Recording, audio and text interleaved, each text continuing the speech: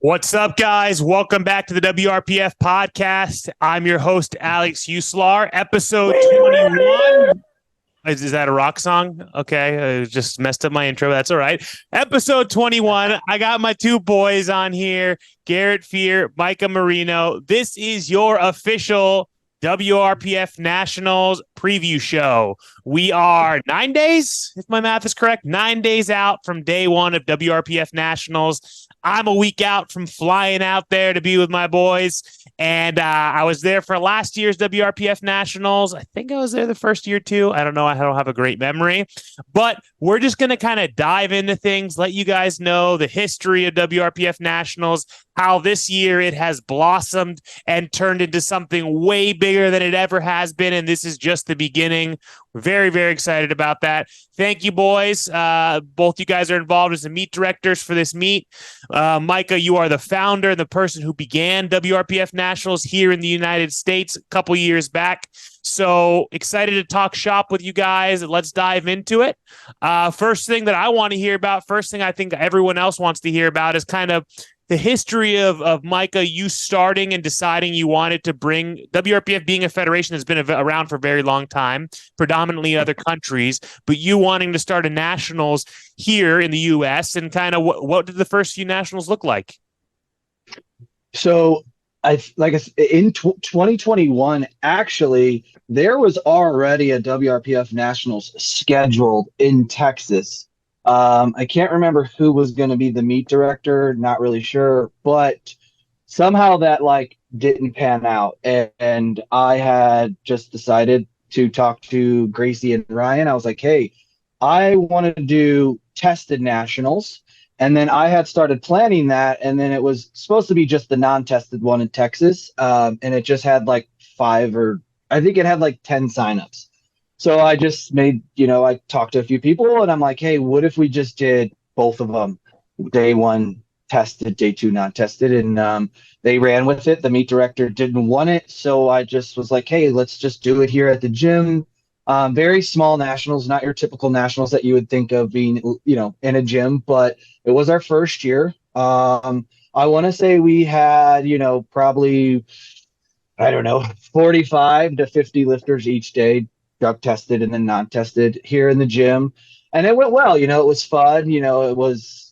Everyone had a good time, I think. I mean, like I said, it wasn't your typical nationals. So to me, it seemed like another local meet, but we used the word nationals. And then, long story short, the following year, we were going to do it again here in Las Vegas. Same deal, drug tested day one, non-tested day two. But then we decided to add a prime time and a morning, and we didn't use the word sessions yet because I really didn't hear much about that outside of USAPO. It was more of I think we used prime time, but it was still the first two flights where certain people. Yeah, you guys did it as a prime time flight, if I remember right. It was just a flight. It wasn't a whole other session. Yeah. No. Yes. Yeah. Yeah. So that's how we did it this last year as well. Yeah. Without separating them, but putting the best people, highest ranking all together in that one flight. Yeah. So I think we did. Yeah. So we did that both days. We had a flight of girls and a flight of guys, the last two flights. And it seemed like it went fun. We had a crap ton of signups on the second year. It was I want to say, I could be making this up, but around 200 to 220.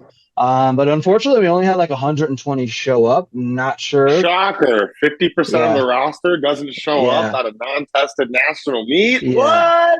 Yeah, I will say that more people showed up on the tested day than the non-tested day. That's for sure. Yeah. Crazy. You don't say. Yeah, that is for sure. And it was we wonder why all the money is in drug testing powerlifting. Yeah. That's why. I will say also a lot of just no call, no shows, sending emails out. Hey, if you guys aren't going to show, let us know. So we had to restructure the entire weekend, but we did our best to make it fun. And then, obviously this year we sat down with me and Anna and I said, hey, let's not do it in a gym. I think it'd be cool to bring it to a hotel, a smaller venue. And then with everything that happened, it blew up. I think we had the first couple of days, I think we had 70 signups. And then when everything happened, it went from 70 to I want to say within a week, bro, it was like over like 400 signups. Like, yeah, I think, yeah. It went all the way up to like 445 signups. It was nuts. And what happened was it was so unexpected that we weren't that no one thought to cut registration after early. Yeah. So like certain days got filled in a weird way. The weight the days that with the higher like population density weight classes, like the women's 75 and under, and then the men's like 100 kilo and over. Like everything in there is just fucking flooded. Just a bunch of people. Yeah, it was crazy. So after that, I think that's when, we had Anna, who was the vice president, pulled in Garrett. And then we created this whole like team thing.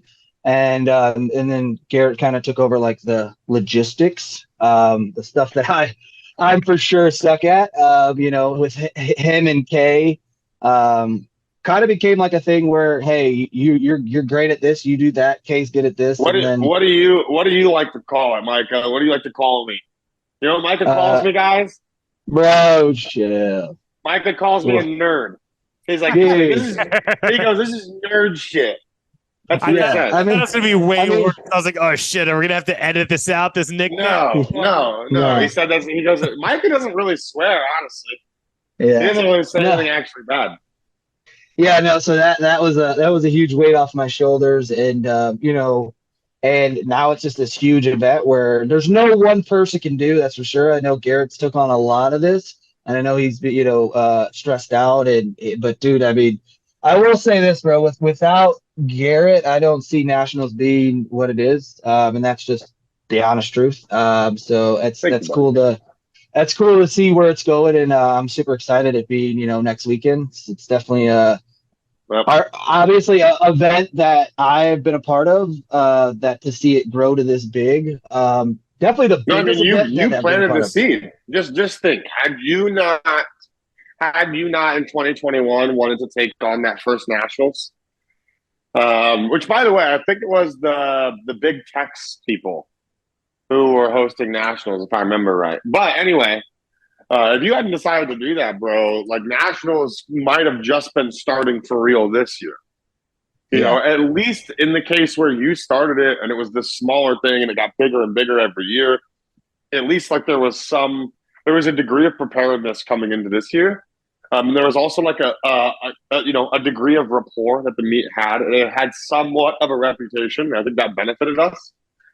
So yeah, when I first got onto the meet, a lot of what I was to kind of transition that it's me from the outside. The fact that Mike already had a venue and he had a really good venue. This is where USAPL Raw Nationals has been held at. When I saw it, I was like, man, that's perfect. And then experiencing and seeing that influx that happened at the beginning of the year and all those people coming in, my head started hurting just looking at it. I'm like, holy shit, how is this going to happen? How are this many lifters going to be able to lift in what way? And that's going to kind of segue, Garrett, to what even before we started recording, I started talking to you about, because looking at that data beforehand hurt my head as a meet director and someone who was pretty good at logistics. You had to really go crazy nerd mode to try to make all this shit happen with the scheduling, right? Because we have a mix of non-tested lifters and tested lifters, many different weight classes. Like we talked about, men's 181 and 198 being the most densely populated weight classes with a lot more lifters than some all the others. So talk to us about full nerd mode, you coming in, you seeing this, and we'll first talk about scheduling before we start talking about like production and different things we can expect. Yeah, so when it came to the data, like we talked about, it was an unexpected all at once influx. It's one of those situations where like the universe decided to test us, I think. And it's not a fun test. It's a pretty annoying test, actually. It is definitely one of those things where it's very easy to get frustrated with it because it's a lot of like hindsight correction. It's a lot of like, okay, this is how it was originally oriented. So like Micah, when he originally set the meet up, when him and Kay set the meet up, they had everybody 75 and under on day 1, 82.5 kilo, 90 kilo on day 2, 100 kilo and up on day 3. That split actually makes a lot of sense. You'll see the most gender crossover in 82.5 and 90. So having those two initially by themselves is a pretty good idea. You'll have a pretty even split of men and women, and 82.5 and 90 are also the most populated men's weight classes. So it kind of made sense to have those together. But you will find a majority of the women's 75 and under, and a majority of the men 100 and over. So it seemed like a good split. But ultimately, what actually happened is once that explosion hit, and no one's prepared to close entries for nationals yet. It had been open for a week, 2 weeks when everything blew up. There were 70 entries. We were prepared to handle as many as almost 300 lifters. So it was like there was no reason to close it, and then it just exploded. It exploded, and the 75 kilo and under day went up to over 150 lifters. The 100 kilo and over day went up to over 150 lifters. And then the 82.5 and 90 days floated between 110, 120. So it was one of these things where if it was just that and there was no other way to split it out, it wouldn't be an issue. But this is one of the reasons that, for example, other feds that do tested and non-tested don't mix their nationals or their bigger events with the tested and the non-tested division. It adds a lot more logistical hoops. For example, even submitting the data, you have to split all of it out so open powerlifting properly recognizes drug tested and non-tested lifters.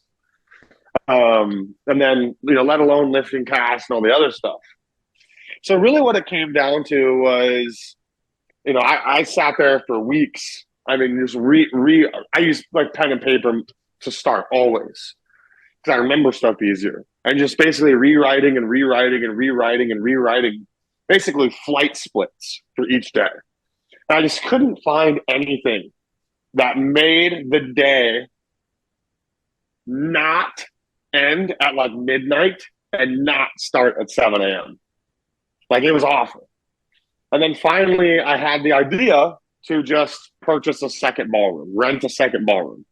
Once I did that, it cleared everything up. It's going to be like any other nationals. It's still going to be a long day. It's still going to be a lot of lifters. It's still going to be a lot of flights. Still going to be coaches running around and a huge staff and all that stuff. But ultimately now it's just like any other nationals. In the sense of the similarities that they have. When I first came on with all the data, we had 448 lifters on the roster. I think now that we've gotten through all the drops and all the everything, and we don't even know about no shows yet. I think we're at like 380. So we've already seen like almost just about a 15% drop rate, and that's just people who have actually let us know. It doesn't matter if you're USAPL, USPA, whoever, IPF. There are always going to be drops, no shows, the whole shebang. So it's actually kind of a blessing this time around. It is unfortunate we don't really get to tap into the wait list, but now we just know for the future better ways to kind of construct the signups.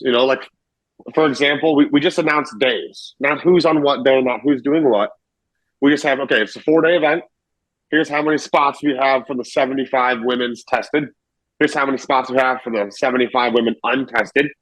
And we just use the current data to set what those limiters are. And it'd be pretty easy moving forward. As for some of the other production style stuff, that's just pretty easy. We make sure we have a quality live stream on both sides. Obviously, with what we're doing with the WRPF, we are attempting to create tiers in some way. Local events, regional events, national events, pro events, adding in even the kind of separation inside of a single event itself with the primetime. And every Fed's kind of doing that now, the primetime stuff. So we have we have A1 Digital for our primetime live stream, which is, obviously the best of the best. And then we have Squat to Depth Promotions for the open live stream, which is, one of the best, super widely used. A lot of people use Al. Al's doing meets, every 3 weeks at minimum. And then we have 2 platforms for our open competitors, 1 platform for our primetime competitors. Seating is going to be a little different. The room organization is going to be a little bit different. But ultimately, coordinating the schedules became way, way, way easier. The split ended up just coming basically what was the most realistic way to create the schedule where weight class competitors were still competing against each other. We were splitting up the tested and the non-tested, and we mostly stuck to this concept of a 2-flight session. So on day one, in the open side, we actually have a total of 3 sessions. The first session will be 2 platforms, and that's basically going to be all of the drug-tested lifters from the 44 kilo weight class all the way up to 67.5, men and for women. Sorry. And then the second session is going to be where all the drug-tested men are up to 75 kilo, and then all of the 75 kilo are. They're going to be in the second session. I think that's the most populated weight class of the whole thing, the 75 kilo women. I want to say of the entire event, between drug tested and non-tested, there's like literally 30 75 kilo women, like 30 or 35. It's pretty crazy. Well, there might not be none. And then the third session is going to be just all of the non-tested athletes who are 75 and under. So those guys, those non-tested 75s and under, they're probably going to have the biggest difference, than what they're used to. All these non-tested competitors, they're so used to 3 and 4 flight meets. Now they're going to be 2 flight meets. And I think for the most part, they're going to enjoy it. And then that's all in the first ballroom. In the second ballroom, that's where our prime time will be. That's 3 flights. The first 2 flights are our drug-tested lifters. The last flight is going to be our non-tested lifters. Everybody's 75 and under. You guys can find all of this on WRPFnationals.com. And then day 2, like we talked about earlier, that's where initially this idea of the 82.5 and 90 being together worked. Now, kind of worked out in a very fortunate way, because the day 2 session has the least amount of lifters, has the least amount of flights, has the smallest prime time, but it has the biggest weigh-in session. So the day 3 has the most competitors in similar weight classes, the biggest competitors. So that weigh-in session actually has to have a bunch of staff, a bunch. So it actually really worked out that the second day was also smaller, because now a lot of the staff can be reallocated to weigh-ins. And some will be popping in and popping out and stuff like that, but now it works a little better. So on the second day, in the first session on 2 platforms, is going to be all of our drug-tested lifters, 82.5 and 90. On 1 platform in the second session will be all of our non-tested open lifters. And then in the third session, which is just going to be in another room, they're not necessarily concurrent in time. How does that look with a different ballroom? Are they connected to each other, neighboring each other? Yeah, so they're neighboring each other. It's a ballroom A, ballroom B. And what we are going to do as a way to help the coaches there with their lifters, these ballrooms are separated by what are called air walls. You guys know what these are, but I'm going to explain them for people listening. It's basically a faux wall. It's a fake wall. The hotel can take them out. But the way they open up is the kind of accordion. So we're actually going to accordion open the back panel, which is about 6 to 8 feet wide, at the very back end of the room. And we're actually going to connect our warm-up rooms. It will create like kind of this weird, small little obstruction in the back. It'll push in about 4 feet into each side of the room. But we connect the warm-up rooms. This way, coaches who have lifters across prime time and the open sessions have really easy access to move from prime time to open. And they're the only people who'll be able to do that. Obviously, lifters can do that as well, but there's just no reason to. So it's actually going to work super well. And then obviously, because we had to split it this way, instead of having a prime time session at the end of the night, spectatorship is now open. If you buy a spectator pass, you can go into either ball. So it kind of actually worked out for spectators as well. And then on the third day, this is where all of our 100 kilo competitors and up are. It's actually the most populated day, even though it has less sessions than the first day. It was just because there was less weight classes, we didn't have to split things up quite as much. So the whole first session is all going to be drug tested men and women on 2 platforms. And they're chock full flights. There's 2 30 lifter platforms. each with 2 flights, 2 platforms, 2 flights each, 15 lifters per flight. Same thing in the second session with all the non-tested lifters in the same weight class. And then the prime time session is just like the day 1, 3 flights. First 2 are all drug tested. Last flight is the non-tested. And the beauty of this structure is we were actually able to kind of designate an award ceremony time every day. So if we finish early, people can go back to their rooms, they can shower, they can get changed, and then they can come back down to the ballroom for the award ceremonies, where we'll have a bar, everyone will be congregating and hanging out, and we'll be, talking to some people, getting some videos, doing some interviews, just, pretty casual stuff. And then, the drug tested athletes will always know how long they need to be there to get their drug tests. We have specific staff members who are there just to administer drug tests. We now have a staff of referees of over 30 people. We have a spotter and loader staff of over 20. And then we have a live stream production crew on both sides. That's over 12 total staff members. People working the door and everything else, that's another 6 to 8. This is about a 60 to 70 person staffed event.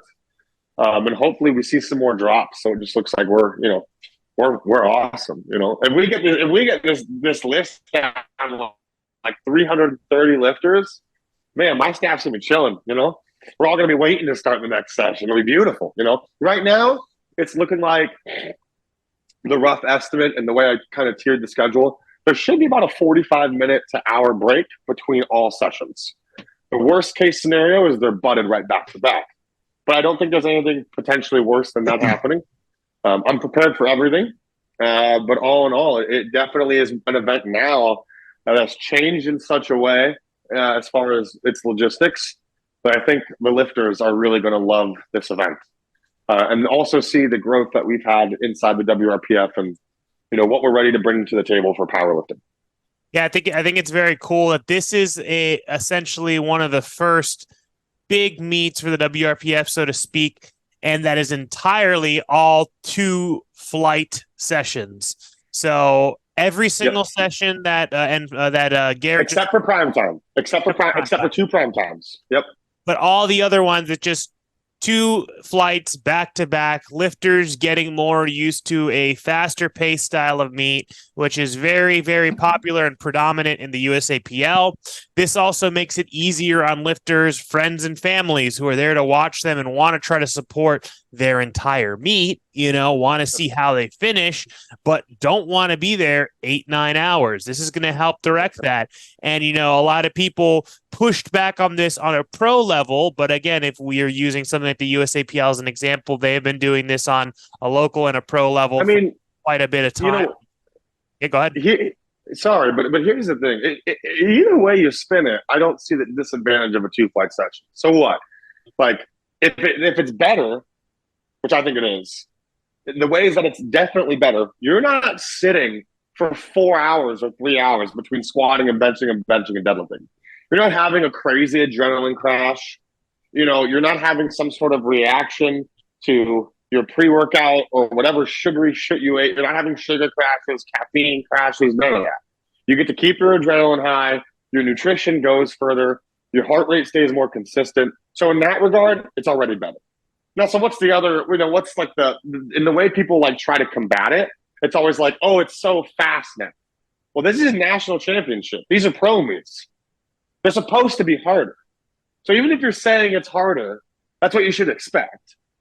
But the thing is, it's not harder. It's only in your benefit. The only class that can make any argument for this being bad for them is 140 and 140 plus. If you're not in those classes, stop it. Stop. Just stop it. And again, if you are in those classes, go ahead and look at Jesus Oliveras, who I saw compete at the Sheffield and complete the entire meet in 3 hours. You know what I mean? So just be better. But it's put up the highest raw total of all time, drug tested in 3 hours, weighing 400 pounds. And I'll tell you, from a spectator, from a coaching perspective, that meet, it was just amazing. In and out, got to enjoy your morning, got to enjoy your evening, especially for people who are coming to these meets, not just for competing, the experience, but the destination. Las Vegas is a destination city. Now you can go book your Cirque du Soleil ticket and your freaking dinner, and you're going to be done. You know what I mean? I'm going to see Cirque du Soleil Friday. Thank you for the scheduling. You know what I mean? So, So I was going to say, if the Ghost booth closes down early, sorry guys, I'm going to enjoy Vegas. That sounded really specific. I was like, wait, what? Yeah, bro, I've seen like every single Cirque in Las Vegas. I like to go see Micah, but I also like to go see shows. So it's a good combo of the two, It's fun. Yeah, man. I love it. So, I mean, look, you guys, like Garrett mentioned, we have a website where you can see all this. They did an excellent job breaking down these graphics, showing how everything is going to be scheduled and split up. You guys know there'll be multiple live streams for you to see that all will be streaming, I believe, on the WRPF YouTube page. Is that correct, Garrett? I believe so. Yes. I'm 99% positive. Yes. So same place, if you guys are watching this on YouTube where this podcast is, it's the same place where all the different concurrent live streams will be running. All of us will be out there. We're super excited for this. Give us a little preview, because I know we've talked about this in multiple episodes, but not everyone listens consistently. If you're competitors competing this year and you're already curious about what next year's going to look like, or you're someone who missed out on this year and you're excited for next year, give us a little preview as far as regionals and the kind of those steps go. Yeah. Obviously, everything for this Nationals in 2023 was kind of set in stone. But we're always trying to find a way to make powerlifting feel more like a real sport for you guys, for all the lifters. And, I think one way of doing that has kind of been instituted across different feds, and that's just like instituting a path for you to follow every year, creating your season. So, next year, we're going to have regional championships. Those will be announced within the coming weeks, post-Nationals. The first one's going to be in Arizona, maybe New York, but looking like Arizona. That'll be early in 2024. Regional championships will kind of feed into Nationals. So if you are the best lifter at regionals, you get a spot at Nationals, no matter what, for free. You get to compete there for free. And then if you win your weight class, you get early entry to Nationals. And there's going to be 7 to 8 of those regional championships meets. They're going to be all over the country. That you're going to have a lot of opportunity to compete. They aren't going to have a lifter cap, and there isn't going to be a lifter minimum. So if there's a 40 lifter regional where you guys can set national records, it's going to be a 40 lifter regional. If there's a 150 lifter regional, it's going to be a 150 lifter regional. But the regional championship meets will only run from January to August. They're only going to run in those months. After August, there's going to be a 2-month gap before Nationals, and then we're going to get into the American Pro. And then next year's Nationals will be probably in October. We'll talk to you guys as time goes on about where it's going to be. We'll give you details. Let's get 2023 out of the way first. But we will have a part of that tier constituted as well, where regionals is what you'll need to qualify for Nationals if your dot score isn't high enough. If you win Nationals, you get to go to the American Pro. The top male at Nationals and the top female at Nationals, we're going to keep a spot at the American Pro open for you guys. Every other spot is going to sell, and there's going to be one spot for each of you guys, whoever wins Nationals next year. And it's going to be a blast. We're really excited for all the things we have coming in 2024. There has also been some chatter amongst my fellow coworkers about instituting out-of-contest drug testing in 2024. It may be a 2025 venture, but there's been some chatter of that. So don't know where it's going to go. Maybe some of the other feds will pick up, start incorporating it, and we'll all kind of work towards the same goal of improving powerlifting, but we'll see who gets there first. Hell yeah, man. I love it. So I will see you guys in a week from now. Thank you guys for hopping on. We hope to see you guys all at WRPF Nationals. Stop by, check out the Go Strong booth. Stop by, check out the Fight or Quit booth.